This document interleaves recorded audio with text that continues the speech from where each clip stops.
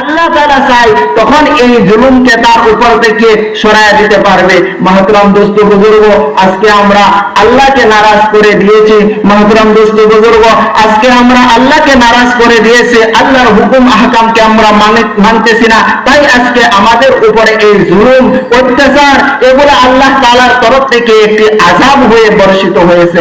মহতরম দোস্ত বুজুর্গ, আল্লাহর রাসূল সাল্লাল্লাহু আলাইহি ওয়াসাল্লামে হাদিসের মধ্যে বলেছেন, এরকম একটি জামানা আসবে, এরকম একটি জামানা আসবে যে জামানার মধ্যে সির্ফ ইসলাম বাকি থাকবে, কিন্তু ইসলামের মধ্যে আমল করার মানুষ থাকবে না। মহতরম দোস্ত বুজুর্গ, এই হাদিসটি আমি আপনাদের সম্মুখে তেলাওয়াত করেছি।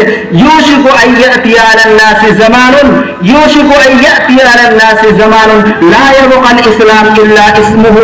দুনিয়ার মধ্যে এরকম একটি জামানা আসবে যে জামানার মধ্যে খালি ইসলাম, খালি নামের ইসলাম হয়ে থাকবে, নামের ইসলাম হয়ে থাকবে, কামের থাকবে না, ইসলামের উপর আমল করার মতো মানুষ থাকবে না। মহতরম দোস্ত বুজুর্গ, আজকে যদি আমরা নিজের উপরে তাকাইয়া দেখি আমরা কতটুকু পরিপূর্ণ হিসাবে ইসলামের মধ্যে রয়েছে। মহতরম দোস্ত বুজুর্গ, আমরা কোন দিকে যদি ছায়া দেখি, বাড়ির হালত দেখি, ঘরের হালত দেখি, বস্তির হালত দেখি, সোসাইটির হালত দেখি, কোন দিকে দাও আমরা দেখিয়া লাগে না যে আমরা পরিপূর্ণ হিসাবে ইসলামের মধ্যে রয়েছি।